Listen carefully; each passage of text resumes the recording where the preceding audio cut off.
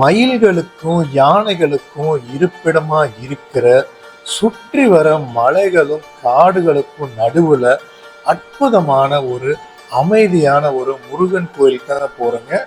இந்த கோவிலுக்கு வர்ற பக்தர்கள் வேண்டது எல்லாமே கண்டிப்பா நடக்கிறதா சொல்றாங்க. பல பறவைகளை நம்ம இந்த மலைக்காட்டு பகுதியில பார்க்க முடியுங்க.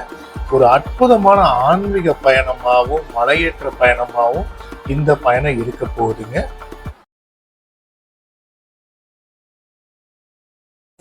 இன்னைக்கு கோயம்புத்தூர்ல ஒரு மலை கோயில் தான் வந்திருக்கோம். இந்த மலை கோயில் இருக்கிற முருகர் சுயம்புவா தோன்றினவர் அப்படிங்கிறாங்க. மலை மேல தெரியுது பார்த்தீங்களா? மலை மேலே சொல்ல முடியாது, மலைக்கு கொஞ்சம் ஒரு கால்வாசி தூரம் இருக்கு. இதுக்கு பின்னாடி 7வது படை வீடுன்னு சொல்லப்பட்ட இன்னொரு முருகன் கோயில் இருக்கு. நம்ம இன்னைக்கு இந்த மலை கோயிலுக்கு தான் போறோம். அந்த மலை கோயில் போறதுக்கு முன்னாடி இந்த வழியில பார்த்தீங்கன்னா ஒரு பெரிய ஒரு ஆஞ்சநேயர் சிலை இருக்கு. இவர் தரிசனம் பண்ணிட்டு அப்புறமா நம்ம மலை மேல இருக்கிற அந்த சுயம்பு முருகனை பத்தின சிறப்புகளையும் அங்க என்னென்னலாம் இருக்கு அப்படிங்கிறத பார்க்க போறோம் இந்த வீடியோல.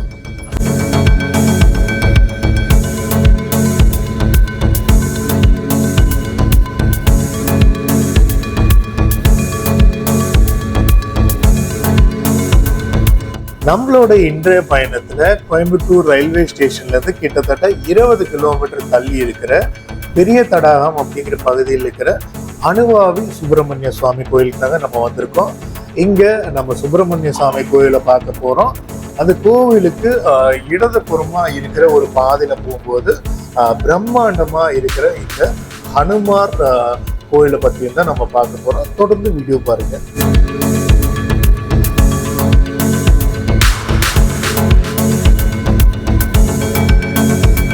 ஆஞ்சநேயர் நந்தவனத்துக்கு உள்ளார் போனே ஆஞ்சநேயருக்கு வலது புறமா சித்தி விநாயகருக்கான ஒரு சின்ன சன்னதி இருக்கு. அவரை நம்ம கும்பிட்டு அப்புறமா ஆஞ்சநேயர் நோக்கி போறோம். இந்த ஆஞ்சநேயருக்கு இடதுபுறம் வலதுபுறமா சின்ன சின்ன சன்னதிகள் இருக்கு.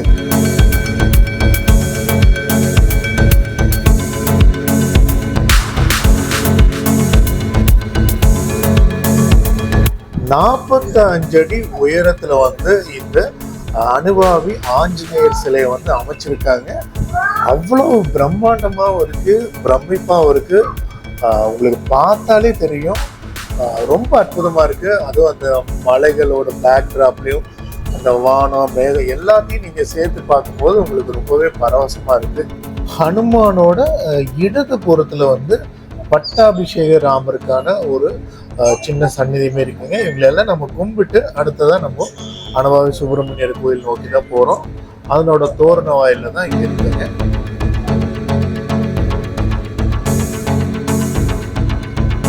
காலையிலயும் சாயந்தர வேலையிலும் யானைகள் நடமாட்டம் இருக்கிறங்காட்டி காலையில 9 மணிலேருந்து சாயந்தரம் 3 மணி வரைக்கும் தான் இந்த கோயில் போறதுக்கு நமக்கு அனுமதி இருக்குங்க. பக்தர்கள் ஒரு 5 மணி வரைக்கும் கூட மலையேறதை நம்ம பார்க்க முடியுது. நம்ம உள்ள நடக்க ஆரம்பிச்சோன்னே வலது புறத்துல பாத விநாயகருக்கான ஒரு சின்ன சந்நிதியுமே இருக்கு. அவரை நம்ம வணங்கிட்டு நம்மளோட பயணத்தை நம்ம மேல தொடரணும்.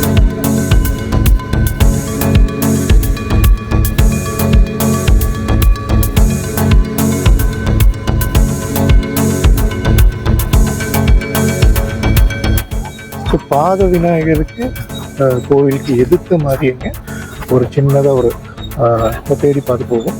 வனக்கருப்பராயன் போகிற தடங்க கொஞ்சம் இந்த மாதிரி ஒத்தையடி தட மாதிரி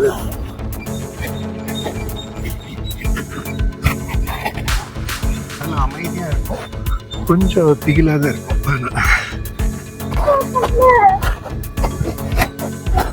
ஓ, கருப்பராயன் வந்துட்டார். போ, குதிரை மேலே கருப்பராயன்.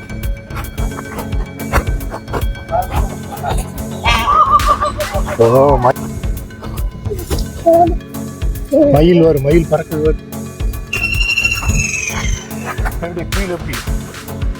அனுவாவி சுப்பிரமணிய கோயில் வரவங்க கண்டிப்பா இந்த பாத விநாயகருக்கு நம்ம மலை ஏறும்போது லெஃப்ட் சைடில் வருங்க. இந்த கருப்பராயன் கோயிலுக்கு வந்துட்டு போங்க. ரொம்ப ரொம்ப ஒரு அருமையான இடம் தான் சொல்லுவேன். ரொம்ப அமைதியா இருக்கும். கொஞ்சம் தூரம் தான், அதனால நீங்க இதை மிஸ் பண்ணாம சுப்பிரமணிய கோயில் வரும்போது இந்த கோயிலும் வந்துருக்கீங்க.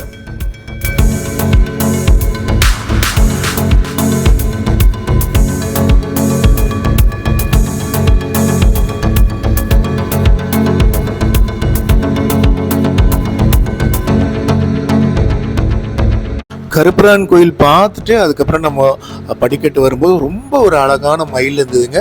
நம்ம பார்க்கவே அது திரும்பிட்டு அப்படியே ஒரு ஆட்டத்தை போட்டுச்சு பாருங்க. அந்த தோகை விரிக்க அப்படியே ஒரு குலுக்கும் பாருங்களேன். செம சூப்பராக இருந்ததுங்க. இந்த மாதிரி நான் தரிசனம் பக்கத்தில் இருந்து பார்த்தது கிடையாது. நம்ம பொதுவாக பார்க்கும்போது அது ஓடி போயிடும் மயிலுங்க. ஆனால் 1க்கு 2-3 தடவை இந்த மாதிரி பண்ணது ரொம்ப அற்புதமாக இருந்தது. அங்கே இருக்கிறவங்க எல்லாத்துக்குமே அது ரொம்ப பரவசமாக இருந்தது. முருகரோட வாகனமான மயில் நம்மளுக்கு காட்சி தரது ரொம்பவே நல்லா இருந்ததுங்க அன்றைய பயணத்தில்.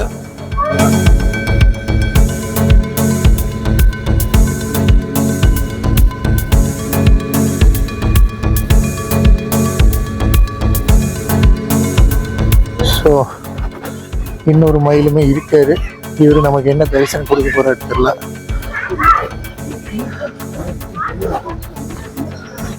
படிக்கட்டு பாதையில நிறைய இடங்கள்ல நம்ம மயில்களை பார்த்துட்டே போக முடியுங்க. அங்கங்க இந்த மாதிரி இலப்பாறு மண்டபங்கள்ங்க இருக்கிறது. கொஞ்சம் தூரத்துக்கு ஒரு வாட்டி நம்மளுக்கு ரெஸ்ட் கொடுக்கறதுக்கான ஒரு இடமா இருக்கும். நம்ம அப்படியே தொடர்ந்து நம்ம படிக்கட்டுகள்ல ஏறிட்டு இருக்கேன். அங்கங்க கொஞ்சம் சமதளமா இருக்கும்.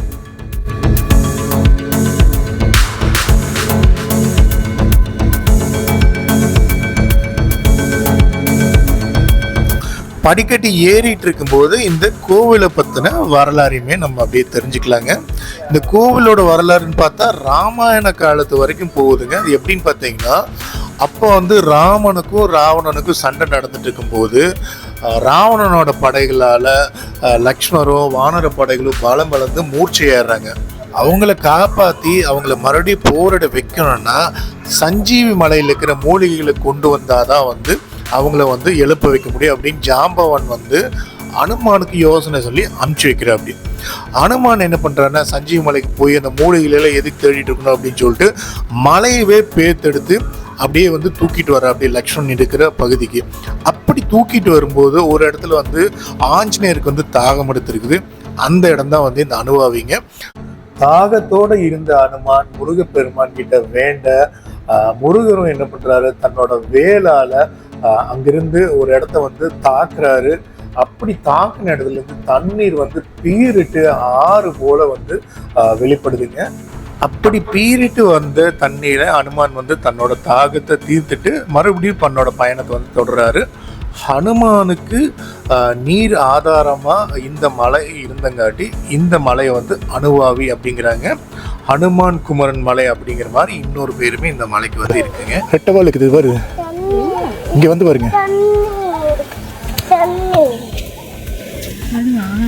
நிறைய குருவிக பச்சை இருங்காட்டி நிறைய இதுல பார்க்க முடியுது. நம்ம அனுபவி சுப்பிரமணிய கோயில்ல மருதமலையில் கூட நிறைய கூட்டம் இருக்கும். அதனால இவ்வளோ பச்சையாக நம்ம பார்க்க முடியாது. இவ்வளோ ஒரு மலையோட ஒரு தோற்றத்தையும் நம்ம பார்க்க முடியாது. ஆனால் இங்கே அனுபவி முருகன் கோயிலில் கூட்டம் கம்மி, ஆனால் இயற்கை ஜாஸ்தி.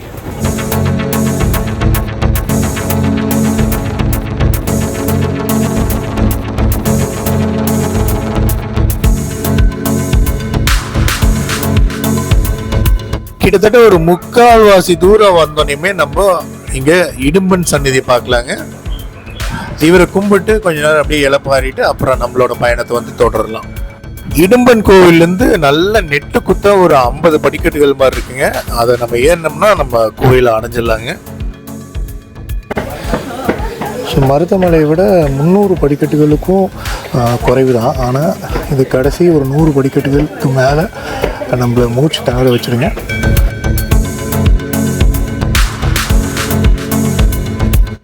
கோவிலுக்கு எதிர்த்த மாதிரியே ஒரு குகை மாதிரியான ஒரு அமைப்பு இருக்குங்க.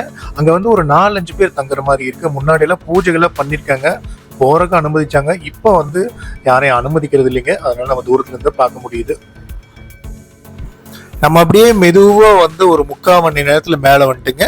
குடிக்கிறதுக்கும் கைகால் கழுவுறதுக்கும் இங்க தண்ணி இருக்கு. அங்க குடிச்சிட்டு கைகாலை கழுவிட்டு அதுக்கப்புறமா நம்ம கோயிலுக்கு உள்ள போலாங்க.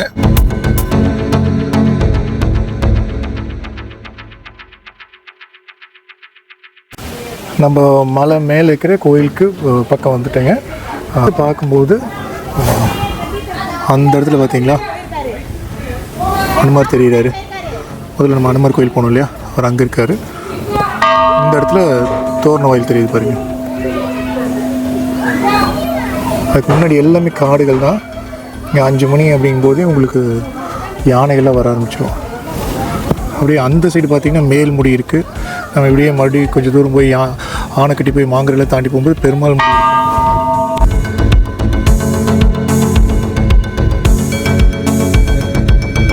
இங்கிருந்து ஒரு 10 to 15 படிக்கட்டுகள் ஏறும்போது நம்ம சுப்பிரமணிய சுவாமி பார்த்துடலாம். ஏற ஏறவே உங்களுக்கு வந்து முருகரோட தரிசனம் வந்து தெரியும். அங்கே முன்னாடி யாரும் நிற்கலன்னா.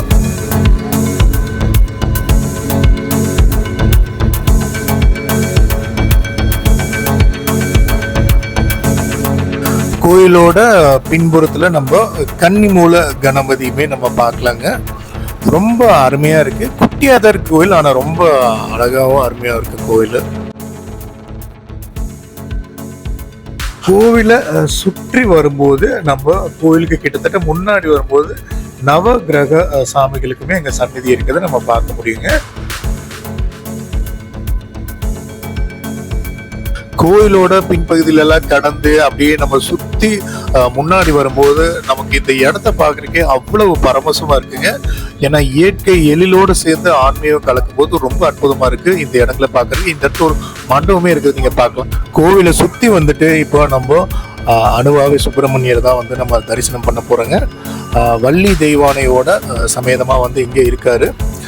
இந்த கோவிலை பத்தி என்ன சொல்றாங்கன்னா 1957 இயற்கை சீற்றத்தால சுயம்பு மூர்த்தியா இருந்த மூலவரும் அப்புறம் 5 மாமரங்கள் இருந்தாம அதை எல்லாமே அடிச்சுட்டு போயிடுச்சு. புதுசா வந்து 1969 தான் வந்து கோயிலை கட்டி கும்பாபிஷேகம் பண்ணியிருக்காங்க. அதுக்கப்புறம் தொடர்ந்து கும்பாபிஷேகம் பண்ணிட்டு இருக்காங்க. இப்போ இருக்கிற கருவறையில வந்து வள்ளி தெய்வானையோட நின்ற கோலத்துல தான் வந்து நமக்கு வந்து முருகர் வந்து அருள்பாலிக்கிறாருங்க. நின்ற கோலத்துல இருந்த முருகனை கும்பிட்டு நம்ம வலது புறமா சிவன் கோயில் நோக்கி போகும்போது ஆஞ்சநேயருக்கான சின்ன சன்னதியுமே இருக்கு. அவரையும் கும்பிட்டு நம்ம சிவன் சன்னதிக்கு செல்ற பாதையில் இருக்கிற படிக்கட்டுகள்ல ஏற ஆரம்பிக்கிறேங்க. அங்க ஒரு 50 படிக்கட்டுகளுக்கு மேல இருக்கிறதுக்கு வாய்ப்பு இருக்கு.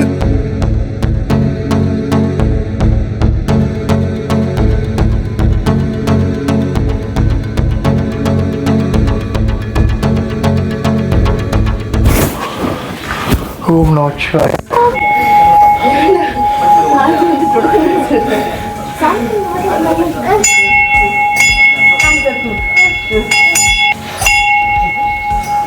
இந்த அருணாச்சலேயர் கோயிலுக்கு பின்பகுதியில ஏதோ ஒரு வழி இருக்கிறதாவோ அது மருதமலை கோயில் பக்கத்துல போறதாவுமே சொல்றாங்க. இந்த அருணாச்சலேஸ்வரர் கோயில் கிட்ட வரைக்குமே யானைகள் வந்து வருங்க. ரொம்ப ஒரு அமைதியான இடம். இந்த இடத்துல நம்ம உட்கார்ந்து கொஞ்ச நேரம் தியானம் பண்ணிட்டு போறது கூடுதலா பலன்கள் வந்து நமக்கு கிடைக்குங்க. இந்த அனுவாவி முருகன் கோவில்லைங்க முருகனோட தலையில திங்கள் புதன் வெள்ளிக்கிழமைகள்ல பூ வச்சு ஒரு செயலை பண்ணலாமா வேண்டாமா அப்படின்னு கேட்குற ஒரு வழக்கமே இருக்கிறத நம்ம தெரிஞ்சுக்க முடியுதுங்க.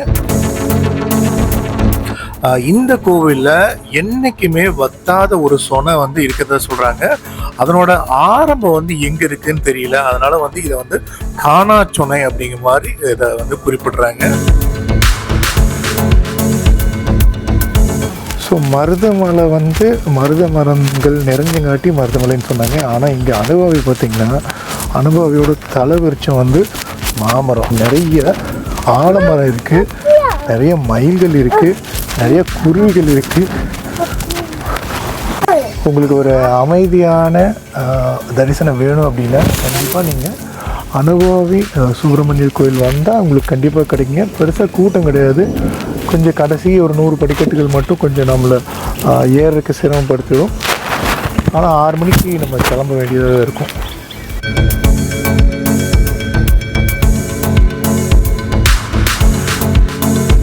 திருமண தடை இருக்கிறவங்க முருகனுக்கு தாலி வஸ்திரம் எல்லாம் காணிக்க செலுத்தி கல்யாண உற்சவம் நடத்தினா சீக்கிரமா கல்யாணம் நடக்கும் அப்படிங்கிறது ஒரு பெரிய நம்பிக்கைங்க இந்த கோவில்ல.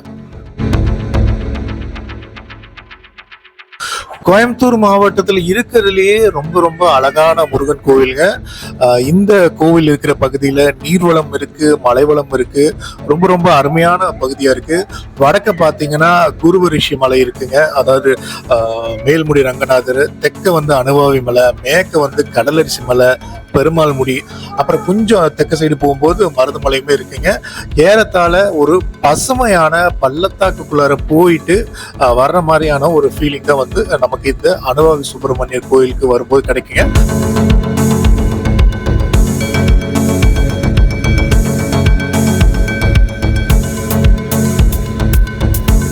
நிறைய பறவை இனங்கள் வந்து இந்த அனுபவி மலை கோயிலை சுத்தியுமே இருக்குங்க. பறவைகளை பார்க்கறதுக்காக நிறைய பேர் வந்து இந்த கோவில் பகுதிக்கு வர்றதையுமே நம்ம பார்க்க முடியுதுங்க. அக்டோபர், நவம்பர் ஐப்பசி சூரசம்ஹாரம், நவம்பர், டிசம்பர் மாதங்கள்ல கிருத்திகை நட்சத்திர நாட்கள், அப்புறம் கார்த்திகை, மார்ச், ஏப்ரல் மாசங்கள்ல வர பங்குனி உத்திரம், மே, ஜூன் மாசங்கள்ல வர வைகாசி விசேக அன்னைக்கெல்லாம் வந்து இந்த கோயில்ல சிறப்பான அபிஷேகங்களும் நிறைய பக்தர்களும் வருவாங்க. அமைதியான அழகான கோயிலுங்க. இந்த கோயிலுக்கு கோயம்புத்தூருக்கு வரீங்கன்னா கண்டிப்பா நீங்க விசிட் பண்ணி பாருங்க. உங்களுக்கு ஏதாவது பூஜை சாமான்கள் வேணும்னா வெளியிலேருந்தே வாங்கிட்டு போயிடுங்க. எனக்கு கடைகள் பெருசா கிடையாது. இந்த வீடியோ பிடிச்சிருந்தா சேனல் சப்ஸ்கிரைப் பண்ணி நம்மளோட மற்ற வீடியோஸும் பாருங்க. நன்றி.